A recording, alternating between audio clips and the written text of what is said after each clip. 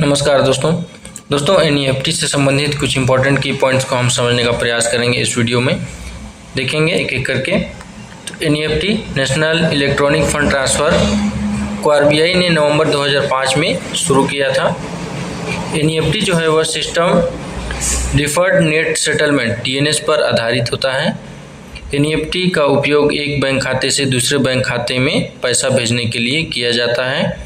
NEFT केवल Indian rupees में ही transaction करता है।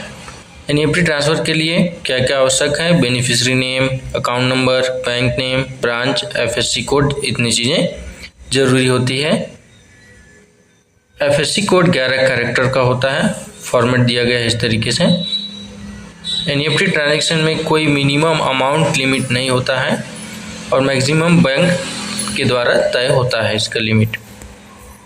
एनईएफटी में 24/7/365 सुविधा उपलब्ध है। कब से यह उपलब्ध है? तो 16 दिसंबर 2019 से। एनईएफटी सेटलमेंट हर 30 मिनट में बैच के रूप में होती है। एक दिन में कुल 48 हाल्फ ईयरली बैचेस होते हैं। तो एनईएफटी का TAT turn around time beneficiary को क्रेडिट होने के लिए 2 घंटा का समय होता है। अगर ट्रांजैक्शन फेल हो जाए तो राशि T+1 दिन में वापस करनी अनिवार्य होती है। एनईएफटी में हर ट्रांजैक्शन को ट्रैक करने के लिए UTR unique transaction reference number दिया जाता है।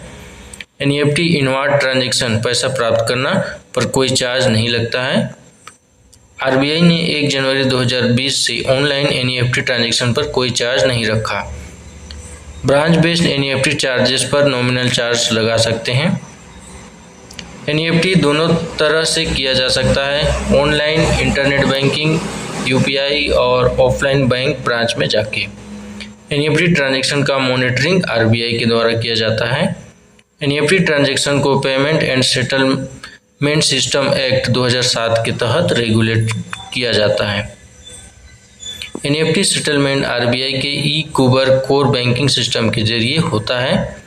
एनईएफटी ट्रांजैक्शन इनिशिएट करने के लिए कस्टमर ऑथेंटिकेशन में 2FA 2 फैक्टर ऑथेंटिकेशन जरूरी होता है। एनईएफटी केवल अकाउंट टू अकाउंट ट्रांसफ़र के लिए है। Cash to cash transfer NEFT में संभव नहीं है।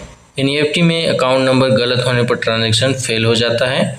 एफएससी कोड गलत होने पर भी ट्रांजैक्शन रिजेक्ट हो जाता है। एनईएफटी का उपयोग डीबीटी डायरेक्ट बेनिफिट ट्रांसफ़र और सरकारी सब्सिडी भेजने में भी होता है। एनईएफटी का सेटलमेंट एनपीसीआई और आरबीआई की देखरेख में होता है। एनईएफटी में सेटलमेंट फेलियर होने पर आरबीआई बैंक पर पेनल्टी लगा सकता है। एनईएफटी ट्रांजैक्शन रिवर्सल के लिए बैंक को 2 वर्किंग डे में एक्शन लेना अनिवार्य होता है। एनईएफटी ट्रांजैक्शन शुरू करते समय एसएमएस या ईमेल कन्फर्मेशन सुविधा उपलब्ध है।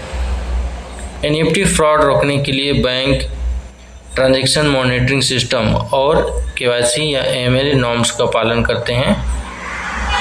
सस्पेंशियस एनईएफटी ट्रांजैक्शन को FIU-IND को रिपोर्ट करना अनिवार्य होता है।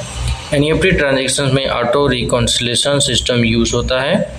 एनईएफटी और आरटीजीएस दोनों सिस्टम में यूटीआर नंबर का समान कॉन्सेप्ट है। एनईएफटी का एनुअल ट्रांजैक्शन वॉल्यूम अब 200 ट्रिलियन से अधिक है। एनईएफटी ट्रांजैक्शन में टेक्निकल फेलियर होने पर बैंक को कॉम्पोजिशन देना पड़ सकता है।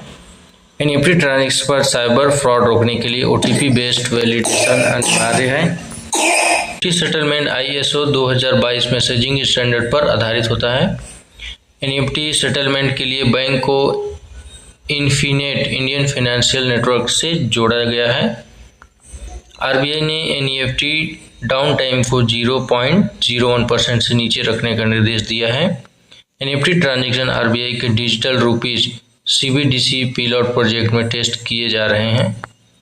कस्टमर एनईएफटी क्रेडिट न होने पर बैंकिंग ऑम्बुड्समैन से शिकायत कर सकता है।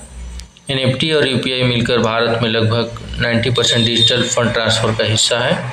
एनईएफटी का फेलियर रेट आरबीआई के अनुसार 0.01% से कम है। एनईएफटी में इनवार्ड ट्रांजैक्शन हमेशा फ्री होते हैं। एनईएफटी का उपयोग personal remittance, bill payments, salary payments आदि के लिए किया जाता है।